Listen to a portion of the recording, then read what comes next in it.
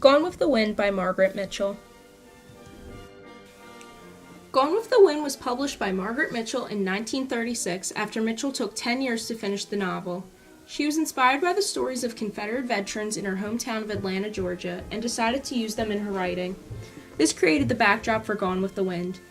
In 1939, the novel was made into a movie. Gone with the Wind follows Scarlett O'Hara and her relationships with other characters such as Rhett Butler, Melanie Wilkes, and Ashley Wilkes. O'Hara, a rich, spoiled Southern girl who, despite proving to be a strong woman, spends most of the movie chasing after a man who is already in a relationship. The movie is centralized on the different dramatic events in O'Hara's life, but also how the Civil War changes her. Throughout the movie, the viewer gets to see the way Scarlett's relationships with the other characters change as she begins to change to fit the environment she is thrown into when the ending of the Civil War destroys the life she knew before. Scarlett starts out as a typical Southern belle who is beautiful and ditzy. This changes as the South is destroyed by the war and the economic repercussions change her lifestyle after the Confederates lose. Scarlett is seen as both the typical Southern woman in scenes such as when she helps out as a nurse to the Confederate soldiers, but also stands out with her excessive flirting and outgoing behavior, which often does not fit the social standards of the Southern life at the time. There are many differences between the book and the movie. In the novel, Scarlett has a child with each of her 3 husbands, but in the movie she has only one daughter, Bonnie Blue. The movie was also lacking multiple minor characters, such as the different suitors for Scarlett's 2 younger sisters, Corinne and Sue Ellen. Despite the book being 1,037 pages that could not possibly all fit into one movie, the movie stayed very true to the novel. Gone with the Wind has multiple historically accurate scenes depicting Southern life in the times of Civil War. The movie shows a very vivid image of the death toll that came from the Civil War with scenes of soldiers lying in the streets of Atlanta and different townspeople waiting to hear if their loved ones were alive.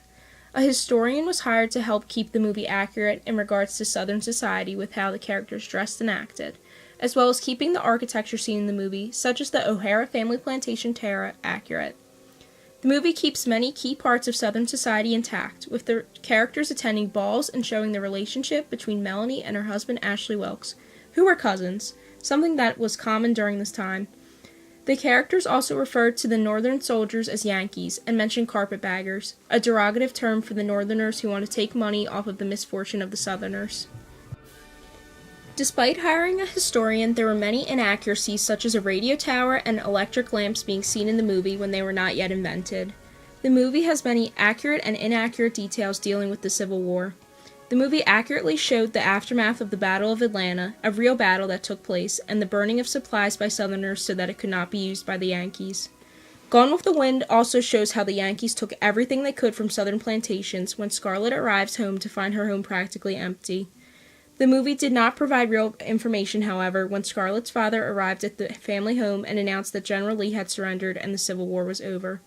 In reality, news of General Lee's defeat did not reach Georgia, where the movie is set, until a month later. The main inaccuracy seen throughout both the novel and the movie are the treatment of slaves. The slaves seen in the movie were portrayed in a stereotypical manner and in a few cases used as comic relief, such as with the character Prissy. The harsh truths of slavery in the South were not seen in any parts of the movie, and the majority of the slaves are seemingly happy with their lives. The slaves are seen as emotionally attached to their slave owners and plantations, even going as far as to show slaves happily fighting for the Confederate side. The slaves have no rebellious feelings or are seen to be anything but happy with their lifestyles. The only harsh treatment to slaves seen in the movie is when Scarlett slaps Prissy, but this cannot be seen as proof of maltreatment of slaves because Scarlett has slapped multiple other characters in the movie, many of whom were white. Problems with race relations were shown in the movie, as well as how segregation laws kept actress Hattie McDaniel from appearing at the premiere of the movie. Despite this, the actress who played the slave Mammy was the first black person to win an Academy Award with her award for Best Supporting Actress in this movie. In the following scene from the movie where Scarlett is seen talking to the slaves, the problems with the depiction of slavery is seen by the attitudes of the slaves fighting for the Confederates.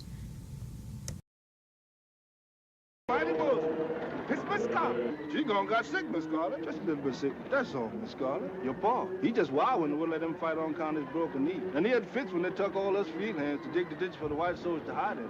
But your ma said the Confederates needs it. So we's gonna dig for the South. Goodbye, Miss Scarlett. Don't worry. We'll stop them Yankees. Goodbye, Miss. In the next clip, the horrors of war are shown by the hundreds of bodies lying in the streets of Atlanta.